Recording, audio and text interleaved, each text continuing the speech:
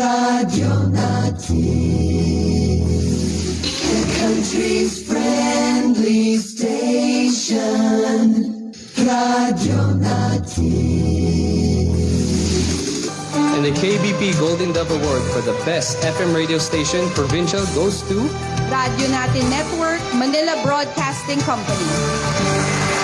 Sa ngalan po ng Manila Broadcasting Company, ang aming Chairman, Mr. Fred J. Lizalde, ang aming Presidente, Mr. Junic Dao, taus-pusong pasasalamat ang aming ipinapaabot sa KBP. Salamat po sa papuri, salamat sa karangalan, at salamat sa inspirasyon. Yung award po na ito, inaalay po namin una sa lahat sa ating Panginoon. Pangalawa sa lahat po ng mga announcers, mga DJs po natin, mga technician, mga radio partners at mga station managers, lalong-lalo na po sa mahigit 12 million listeners po ng ating estasyon sa Luzon, Visayas at Mindanao at nasa labas din po ng ating bansa. Maraming salamat po.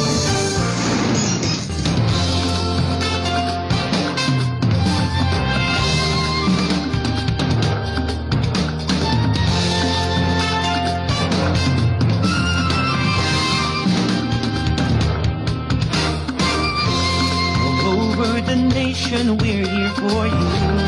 Friendly companion wherever you are. Giving the latest news and playing the best music that you love. More than 100 stations nationwide, broadcasting live. We are the biggest FM radio network.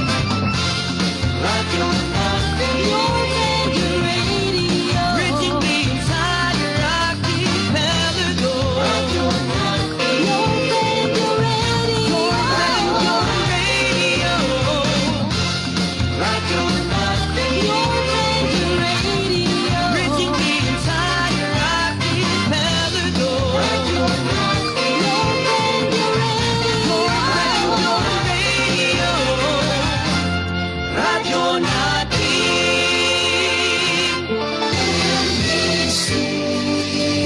Manila Broadcasting Company. Kami diri sa Midsaya at Gapamati sa Boses ng Kabataan, Radio Natin FM, Cotabato City. Saya sa para Maguindanao, nagmakinig kami sa Boses ng Kabataan sa Radyo Natin, Cotabato City. You're listening to Boses ng Kabataan with DJ Haris, the sweetest DJ in the city. You're listening to DJ Haris, the sweetest DJ in the city.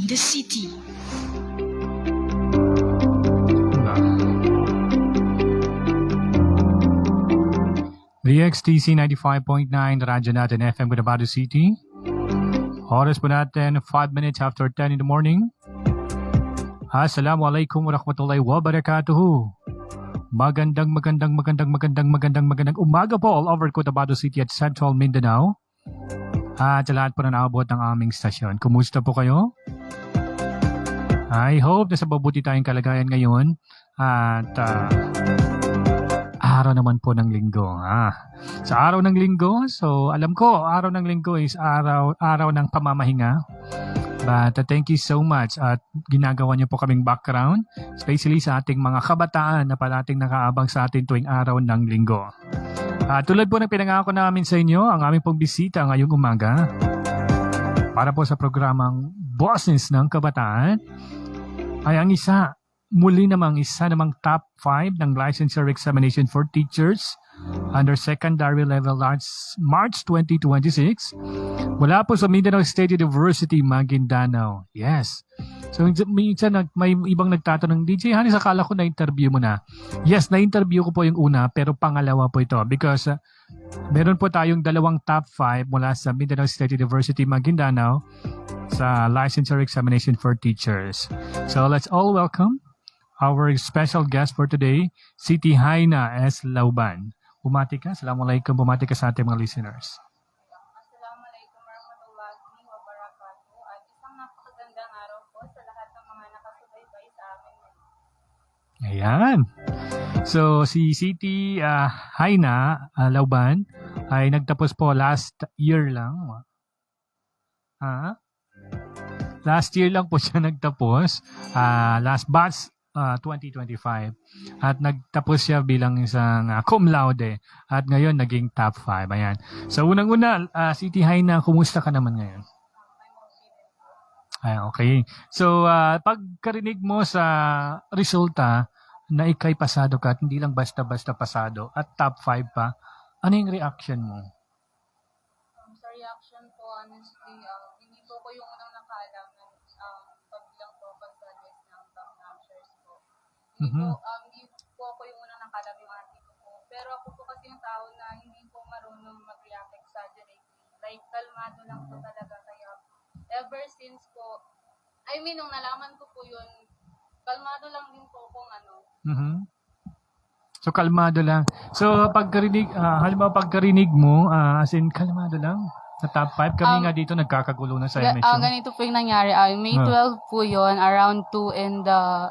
May 12, around 2 in the afternoon. I can still remember I was helping my youngest sister on her thesis.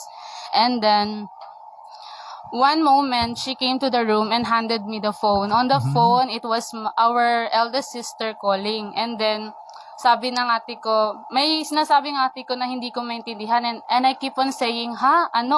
I keep on saying such things. And then, yung pang-apat na beses na, doon ko pa naintindihan yung sinabi niya, top 5 ka sa let. Tapos sabi ko, nagpa-prank ka lang. Tapos sabi niya dito, hindi, umiyak talaga siya. Tapos sir, umiyak. Sabi ko, hindi na ito joke. Sabi ko, hindi na ito joke. So, sabi ko, okay, top 5 ako. Ganun lang po.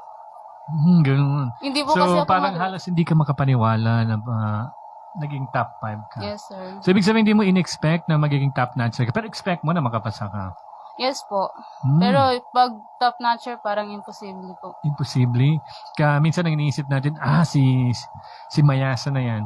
Pero tayo at least papasa lang. Pero, iba yung ginawa ng tadhana, di ba? At yung sa tadhana na talagang, wow, pumasa top 5 pa. So, dala-dalan yung dalawa ni Mayasa, yung bandila ng buong MSU, particular sa MSU Maguindanao. So, ano yung feeling na parang nape-pressure? Nape-pressure ba kayo na, top 5? So, parang ang laki ng expectation ng community ng Department of Education sa inyo. Ano yung expectation mo na malaki daw yung expectation sa inyo ng mga taga-DepEd? Halimbawa, kung magtuturo kayo, magaling yan. I think mapapanindigan naman po namin. Alhamdulillah. So, mapapanindigan naman. That's good. So, you are in general science, tama ba? Yes po. Okay. So, bakit sa dinami-dami ng kurso? Bakit daw major? Bakit daw general science? Hindi English, hindi math? Kasi before po, nag-excel na rin po ako dati sa English. And then, yung science po yung, doon po napalapit yung puso ko. Kasi sir, nung senior high school po ako, meron akong teacher, si Ma'am Pinky. Hello, ma'am. And siya po, then, na-amaze po ako sa kanya kasi every time na may tatanong ka sa kanya regarding sa subject niya, nasasagot niya po. Like, kahit yung mga tanong po namin doon sa kanya, like, ma'am, bakit po pumuputok yung vulkan? Yung topic po namin sa about volcano. And then, kahit ikot-ikutin mo yung tanong, kahit nonsense na tanong, nasasagot niyo po. Kaya na-amaze po talaga ako doon sa gusto kong maging science po. So, dami mong matutuklasan na yung bang parang ngayon mo lang matuklasan na, ganito pala yung nangyari na. So, yun yung kagandahan kasi ng science, di ba? Yes. Na yung bang akala mo, wala lang, nagawa lang yan dahil ganyan. Pero meron pala talagang pinagmulan. Okay. So, dun sa general science na yun, so as in buong science na, or meron pag particular na halimbawa, as in major mo talaga. Doon na, yun na yung major talaga? Yes po. Marami na po siyang yung branches niya po. Ayan, so buong branches na ng general science. So during that exam, so saan ka medyo nahirapan? Or nahirapan ka ba? Mukhang hindi naman eh. Kasi yung taas ng score mo. Po, or yung sa preparation po. Sa preparation. Pero during the exam, halimbawa, saang items ng exam ka medyo nahirapan? Honestly, pag sa nahirapan po, hindi ko na po inisip yun. Ang nasa isip ko na lang po kasi nung time na may exam na after ko po mag-pray, sabi ko dito, basta ang gagawin ko doon kapag nandun ako sa upuan ko, sabi ko, pag nako ko yung test paper, kung ano yung question doon, babasahin ko yun, sasagutan ko na. Hindi ko na po inisip na mahirap to, madali to. Basasahin ko, kung ano yung tanong, sasagutan ko na. Okay. So, ibig sabihin, sa bawat sagot mo, so kampante ka na sa bawat sagot mo doon. Kasi po, it has reading and comprehension din po. Okay. Kaya somehow, magiging kampante po ako na tama itong sagot ko dito. Oh, okay. So, yes, tama yun. So, because it's a reading comprehension, so talagang iintindihin mo lang talaga yung tanong Yes. kung saan. Kasi minsan, sabi, it's almost all correct answer. So, we're going to choose the best answer. Parang Yes. ganun, no? Sa exam. Pero during your tawag dito, yung college life, so bahagi ka ba daw ng Dean's Lister at high school? Naging honor student ka ba? Yes po. Mashallah. So, ibig sabihin talagang inborn na yung pagiging, tawag dito, yung pagiging magaling sa school. In terms, kasi bihira lang yung ganun.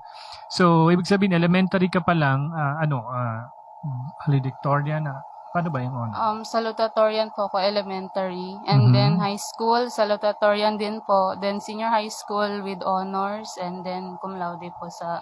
Ayun, kaya pala. So, sunod-sunod, package na package. So, talagang expect na papasa at tatap kayo. Okay. Oras pa natin, 10:13 na po ng umaga. At inimbitahan po namin kayo, yes, sa lahat po ng nakatune in sa atin ngayon. Live na live po tayong napapanood sa ating page. Radyo natin FMDX TC 95.9. Radyo natin FM Cotabato City. At live na live din po tayong napapakinggan sa inyong mga radyo.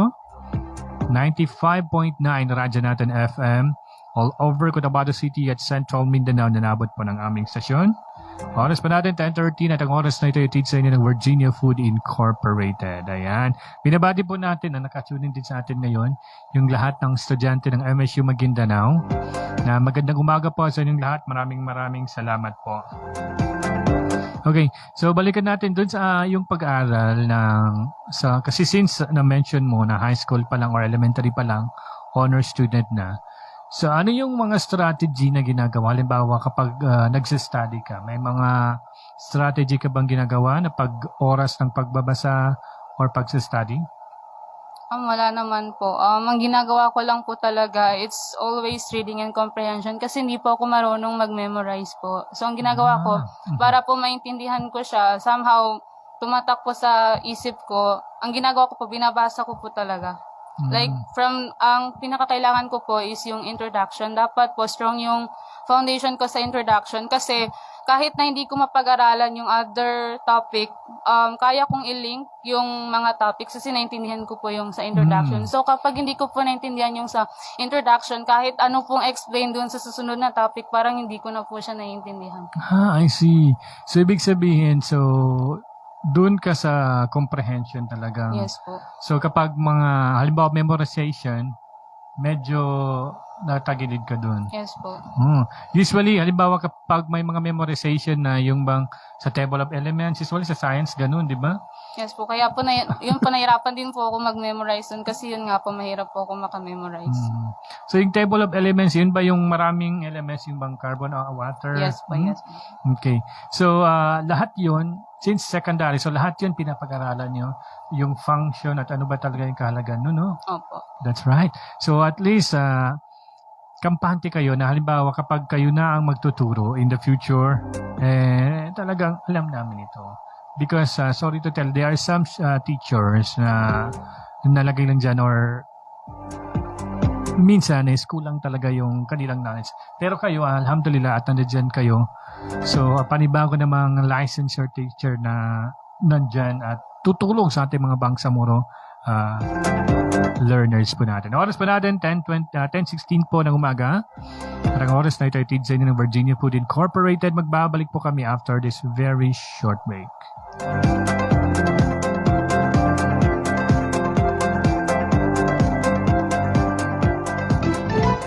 When we crave to have fun, yet our tummies won't solve, everyone is thinking of a crunch. With grilled chicken inside and deliciously fried, Virginia crunchy chicken nuggets. Here it is, it's extraordinarily crunchy. Virginia crunchy chicken nuggets. It's real chicken goodness, tasty, oh yes, crunchy goodness in every bite. Virginia crunchy chicken nuggets. Emerging technology through innovative marketing. Almia Digital Marketing Services. Your one-stop store of IT products and printing consumables and after-sales service. Available are printer, laptops, PC desktop, computer parts, and accessories.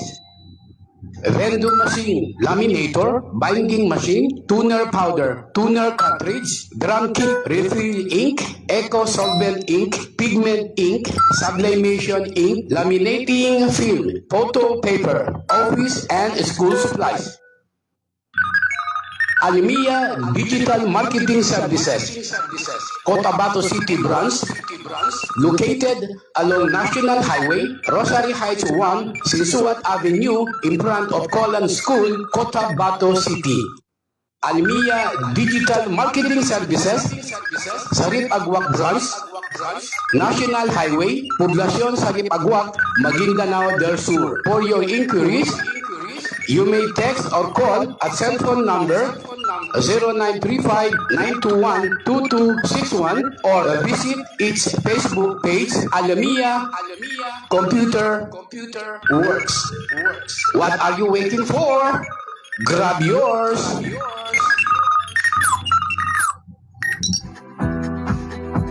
Inihahandog ng Ministry of Labor and Employment, BARMM, sa pamamagitan ng Bureau of Employment, Promotion and Welfare.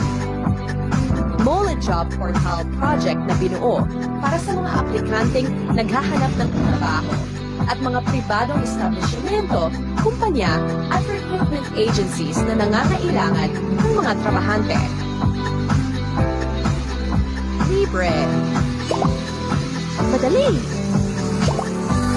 Ligtas gamitin para sa mga job seekers at employers. Narito ang iilan sa features at function ng online platform system na ito.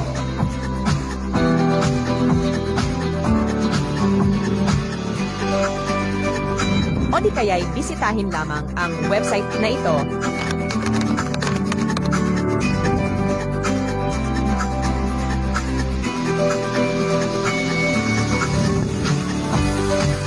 O maaari din i-scan ang QR code sa larawan. Para sa karagdagang impormasyon, bisitahin ang official website ng moleportal.h.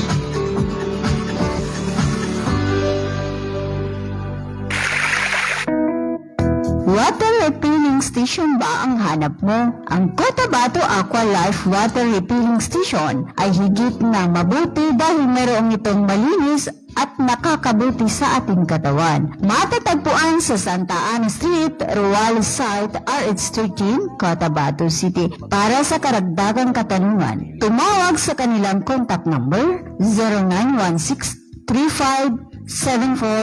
0916-3574-888 o 421-2011. Cotabato Aqua Life Water Refilling Station. A quality life, a quality water.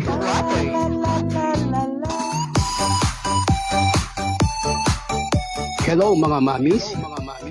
Gusto nyo bang manganak sa dekalidad at libreng paanakan? Halina at puntahan ang Bagwa Lying-in Clinic. Libreng manganak at kasama na ang family planning. Kaya mga mamis, simulan na ang libreng pagpapacheck up. Dito lang yan sa Bagwa Lying-in Clinic. Open 24 hours at PhilHealth accredited. Narito ang kanilang mga services offered. Family planning, IUD insertion or removal, check up, pill supply, condom supply, DMPA injection, referrals for bilateral Biological ligation, BTL, natural family planning, NFP method, counseling, maternal and child health, physical exam, breast exam, pelvic exam, prenatal care, postnatal care, pap smear, well body care, immunization, breastfeeding, cord dressing, weight taking, safe, normal, spontaneous delivery, newborn screening. For other services, you may please contact our midwife at landline number 557-4422 or a cell phone number 0917-531-6697. Para sa mga karagdagang katanungan, pwede kayong bumisita anumang oras sa Bagwa Lying-in Clinic at hanapin lamang ang kanilang clinic manager. Ang Bagwa Lying-in Clinic ay matatagpuan sa Kimpo, Bagwa 2, Cotabato City. Owned and managed by Madam Fe Camano Mandi. Tandaan mga mamis, Bagwa Lying-in Clinic.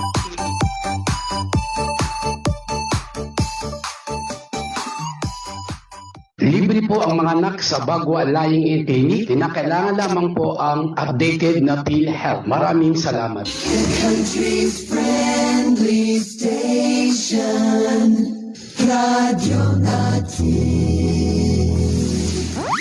Kami diri sa Midsayap, Gapamati, sa Boses ng Kabataan, Radyo Natin FM, Cotabato City.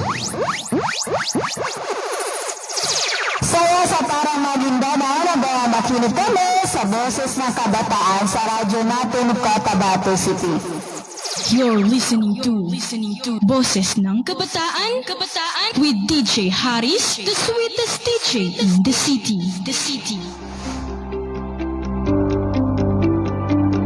DXTC 95.9, Radyo Natin FM, Cotabato City. We're back.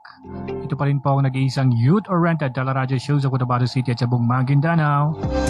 Ito po ang Boses ng Kabataan. Kasama niyo po ang lingkod ng Kabataan. Ako po sa DJ Harris. Your sweetest DJ in the city. Oras po natin, 23 minutes after 10 in the morning. Binabati po natin lahat po bago natin balikan ang ating bisita. Batiin po natin ang lahat po nakatunin sa atin. And hello to Pots, Palawan. Watching from Poblacion 2, Parang Maguindanao del Norte. Magandang maga. Ganoon din kay Sambay Adam, watching from Almonte Extension. Salam dyan sa inyong dalawa. Yes, Kuya Harris. Nakikinig kami ng mabuti sa radyo. And, ano pa ba? Si Ahmad Inok, watching from Tenorio Awang 2. Sukran DJ Harris, sweetest DJ. I miss you. Okay, maraming salamat Ahmad. At sa lahat po ng taga-awang dyan na nakikinig sa atin. Ganoon din po yung mga viewers at listeners din po natin dyan sa may Dalican Dato, Odensinso at Maguindanao del Norte. Magandang morning at sa lahat po ng estudyante ng Mindanao State University, Maguindanao, especially sa College of Education. Ayun, no? At ganun din po sa College of Public Affairs and Governance ng mga estudyante at sa lahat po ng MSU-1s na nakatune in po sa atin ngayon at nakikinig at nanonood po. Lahat po tayong napapanood sa ating page DXTC. Radyo natin FM DXTZ 95.9 Cotabato City. You can also text our hotline 099738182220. Again, 099738182220. Or pwede din po kayong mag-comment sa aming live. Live po kaming napapanood. Ayan. At para po dun sa ating mga bisita, nakakabukas lang ng kanilang radyo. Kaka-open lang po ng kanilang Facebook. Ang aming pong bisita ngayong umaga ay ang isa sa mga top 5 ng licensure examination for teachers secondary level last March 2026 mula po sa Mindanao State University, Maguindanao. Wala pong iba kundi si City High na S. Lauban. So, isa po siya. Ibig sabihin, dalawa po sila. So, last Saturday na nakausap po natin yung una na si Mayasa. Ngayon naman si Lauban nandito ngayon. Ayan. Na isa rin sa nag-top 5. Ayan. At ayan, balikan natin ang ating bisita. So, ngayon tinatanong namin sa sunod-sunod na success ng buhay mo when it comes to education, especially, ano daw yung inspirasyon mo or sino ang inspirasyon mo para makamit ang ganyan klaseng success sa buhay? Yung family ko rin po. Yung family. Bakit? Kasi sir, para rin naman po sa kanila yun, sir. Kung mag-succeed ka, sir, para rin naman, sir, sa kanila. Exactly, yes. So, yung family talaga ang talagang naguhubog sa atin. So, kung bawat success mo, siyempre, nandiyan si nanay, si tatay, si ate. Ilan kayong magkakapatid, by the way? 6 po. 6. So, pangilan ka? Pangalawa po. Pangalawa, uy. So, pangalawa. So, marami ka pang mga nakababatang kapatid, no? Yes po. Ngayon, so medyo mapapressure na sila, no? So, ano yung feeling, halimbawa, ano yung reaction ng ang buong ka-siblings mo nang marinig yung ganun klaseng resulta na top 5 ka? Nonchalant din po sila except po sa ate ko. Nasaan si ate? Yung ate ko po, kasi siya, sir, umiyak siya, sir. Like, sumigaw talaga siya. Okay. Then kami, Yun yung sir, nag-text sa'yo? Tumawag po. Ayun yung tumawag sa'yo. Kasi nga, ganun ka very good news ang marinig nyo, mga karadyo natin. Talagang sino bang hindi mapapakilabutan? Kahit kami, personally, na hindi tayo ganun ka-close, personally, pero nang makita namin na nag-top 5, ang dalawang top 5 mula sa MSU, digo, mashallah, taga-Novenan. Taga-Dato din pala kayo. Diba? Yes. So, dalawang pride ng Dato din since at Maguindano del Norte ang nag-top 5 po na estudyante talaga ng MSU. So, particular sa Dalican, di ba? Yes. Yes, taga-Dalican po sila. So, nag-top 5 po si Mayasa at si Lauban. So, kami na sobrang saya. Digo, mashallah, no basinin. So, that's why I talked to your saan ba, yung advisor ninyo para makausap ng ganito. Sabi ko, para marami tayong mga kabataan na ma-inspire dahil sa mga kwento ninyo. Ganyang klaseng mga kwento ang dapat nating fini-feature dito para mas marami silang matututunan. Di ba? Ayan. Okay. So, ngayon naman, ano daw yung balak mo after taking the exam, getting the good result? Ano yung balak mo in the future? Mag-masters and mag-doctorate. Mag-masters na siya. So, sa pagtuturo, of course, papasukin mo na ang pagtuturo. Okay. So, sa pagtuturo mo, sa tingin mo sa atin ngayon, sa particular, generally, sa Department of Education, no? Ano sa tingin mo yung challenges natin sa pagtuturo? Since nakikita mo naman yung ating mga challenges when it comes to Department of Education and teaching, ano yung sa tingin mong challenges? I think, sir, yung sa behavior na po ng mga students po ngayon. Sa behavior ng mga students, bakit? Kasi, sir, di ba, sir, yung nangyari po sa, if I'm not mistaken, sa Tacloban po ba yun? Mm-hmm. Yung nagbarilan, sir. Okay. And then, sir, hindi lang yun, sir. Ang dami ko rin nababasa, sir, na like, nagkakalat, sir, ng mga issue, sir, regarding sa pananaksak, sir, parang, so, I think yun po. Yun yung challenges. So, as a future teacher po natin, so ano yung sa tingin mong pwede nating gawin? Halimbawa, ito yung nakikita nating challenges. Ano yung suggestion mo na pwede nating gawin? As a top 5 ng, di ba? I think, sir, may ginagawa naman din pong may ginagawa na rin pong programa yung Department of Education, and I believe po yung each institution po, meron din silang sarili nilang solution doon. And one of those solution na nabasa ko, sir, yung it has something to do, sir, with psychological. Yes. So, pwedeng psychological. So, pwedeng psychological help, sir, doon sa mga psychological help para doon sa mga kabataan na ganun klaseng experience. So, pwedeng lalabas dito si guidance counselor, di ba? Yes, yeah.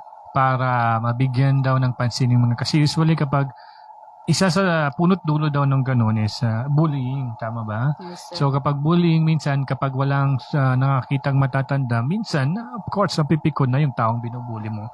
Sino ba namang hindi mapikon kung paulit-ulit mong sinasabi yung ayaw mong gustong pakinggan, di ba? Yes, sir. Kahit ikaw, halimbawa kung meron kang ayaw na ayaw pakinggan, tapos paulit-ulit na sinasabi sa'yo, siyempre ikaw, papasok si Santanas, talagang magagawa ka ng hindi maganda. Pero usually, hindi pwede pong gawin yan.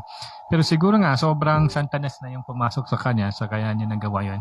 Pero hindi pa rin valid na reason kahit na sabihin mong minor ka or pinasukan ka na talaga ng Santanas dahil ginawa mo yan. Di ba? Oras pa natin, 10:30 po ng umaga.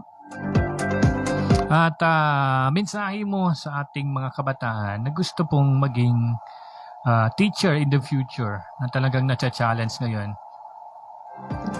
Actually, I have lots of learnings po from my Ayun. journey. Doon ko na lang po huhugutin yung gusto kong sabihin sa kanila. Sige. Ang sasabihin ko po is dalawa lang. First of all, to always put God first in everything you do. Why? Because first of all, even you are unsure of your decision, but with God's grace, every unsure step is never toward emptiness, but toward unexpected success. And second, even other people may stop you from succeeding. When Allah says yes, who can say no? And then, yung pangalawa po na reminder ko, sa mga nagre-review, I think, akala ko nung una 2 lang yung kailangan, pero 3 pala. Ang akala ko ang kailangan lang intensive review and then intensive prayer. But on the latter part of my journey, I realized na kailangan mo rin palang maniwala. So you have to believe na everything will work out. Yes, you have to believe na everything will work out. Papasa ka at makakayanan mo yan, di ba? So, positive lang tayo.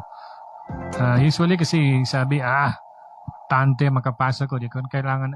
May mga ganong goal, iba ang mga ating mga teachers, mga future teachers. Importante makapasa ko, LPT ako rin. Kung kailangan niyo maging top notcher. But, sabi mga positive dapat, medyo taas-taasan natin yung level, di ba? So, magsasabi ka man lang din ng positive. So, gawin mo na, kailangan magta-top notcher ako, di ba? So, para ma-fulfill mo daw talaga yung full positivity ng exam na yun. So, meron ka daw gustong pasalamatan? Anything you want to say thank you to your supporters, especially during your exam at saka sa pag-aaral mo? Sir, first, gusto kong pasalamatan, sir, si God, si Allah, sir. Allah? Kasi hindi niya ako, sir, iniwan. Talagang nag-beg ako kay God, kay Allah, sir, na huwag niya ako iwan. And then second, sir, yung family ko. And then yung mga friends ko, mga boardmates ko, sir. And then yung mga nakilala ko sa review center din. And also yung mga teachers po. And sa lahat po ng naniniwala po sa aming lahat na nag-take po. Ayan. Sa lahat daw po nang naniwala na sa inyong kapasidad na nag-take. So, alhamdulillah, at hindi nila kayo binigo, di ba? Yes. So, kasi nga, minsan, kailangan mapantayan niyo yung top 9, no? Kasi medyo na-pressure kayo dun sa top 9, no? So, ayun, hindi lang nila pinantayan. Parang, hinigitan pa dahil naging top 5. So, ngayon ang nape-pressure yung mga next na mag-exam. But anyway, kayang-kaya naman. So, nakaya nila, ibig sabihin makakaya nyo rin yan, di ba? So, take it from them na expert na kunin nyo po yung bawat tips na binigay nila sa inyo from Lauban to Mayasa at sa iba pa pong mga top notcher na kausap namin dito. Pagsama-samahin nyo yun, paghalo-haluin at I'm sure makakamit nyo ang inyong mga gusto na magiging teacher. Ayan. So, huli na lang daw, huling tanong, ano ba daw yung strategy mo sa pag-study? Para daw sa mga kabataan ngayon na kasi nga yun na nabanggit naman niya kanina na yung bang kina-comprehend mo lang, no? So ano pa daw yung ibang mga tip mo para sa pag-study kasi may mga nag-study daw na mahirap pumasok sa ulo nila. So ikaw? I think, sir, magkakaiba naman po kami ng learning style. Pero Okay. yun po talaga yung suitable po sa akin. So ang masasabi ko lang, sir, mas mag-study sila ng mas maaga, sir. Kasi ako, sir, after graduation din, sir, yung mga kaklase ko, meron silang shinare ng materials and then binasa ko yun siya, sir. Before, sir, nung review. And then, nanonood ako ng mga free online videos and ang pinaka gusto kong gawin, sir, yung sumagot ng mga free Google Forms sa online. And then, during the review na, sir, makinig palagi sa mga lecturers. Yun talaga yung masasabi ko. And then, kapag may time kayo, talagang i-comprehend nyo yung binabasa nyo, sir. Yes. So dapat intindihin ng mabuti. Hindi yung nabasa mo lang, ito na. Because may mga instances na talagang nililito kayo sa question, di ba? No? Yes. Kung akala mo yung letter A, yung pala yung letter C, di ba? So, yun. So, intindihin lang talaga ng mabuti. Oras pa natin sa 10:35. Maraming salamat sa oras na binahagi mo sa amin dito. So, Hindi ko ni-expect na talagang pupunta ka dahil sabi ni Mayasa parang nagdadalawang isip ka. Sabi ko hindi pwede yan. But anyway, thank you rin sa'yo.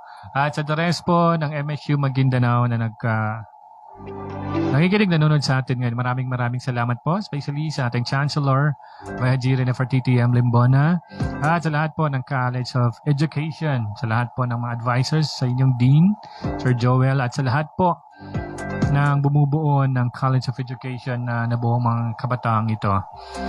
Maraming salamat po sa tiwalang binibigay niyo sa aming programa. Hopefully, kasi nga yung sabi ko kay Mayasa at sa lahat ng aming bisita ngayon na nandito sa Boses ng Kabataan, this is your first time in Boses ng Kabataan. So pag sinabing first time, probably meron tayong second time and third time and fourth time. Usually, pagka second time, yung ibang nakakausap ko na dating ganito pa, sir, pagbalik nila dito, uy, principal na si madam. Pagbalik nila dito, uy, ang taas na ng position nila. So, yun yung in-expect namin dito, just to get updated sa lahat po ng ating mga kabataan na nakikinig ngayon. Kasi yun yung advocacy po ng aming programa, Boses ng Kabataan. So, you're here to share all of your experience, your expertise, para makakuha ng learnings yung bawat nakikinig sa atin. At in the future, may mga kabataan na nakikinig sa atin, uy, sana ako naman yung ma-interview ni DJ Harris. So, yung iba nagsisipag dahil gusto daw maging dito para ma-future naman natin sila. So, kayo yung nagiging model para doon. No? So, anyway, maraming salamat. So, haba pa yung aming oras. But anyway, thank you po sa lahat po ng sumubaybay sa amin. Medyo mahina po yung aming connection pero we try our best para makasama namin ngayon dito.